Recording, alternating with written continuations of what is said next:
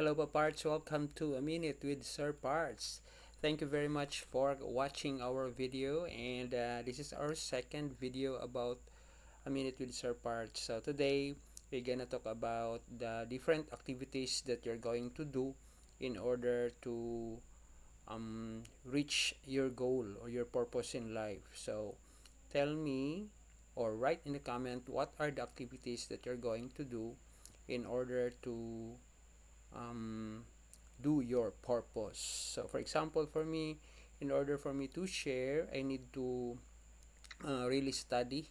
Right now, I'm reading a book titled about marketing. It's Aguilera Marketing.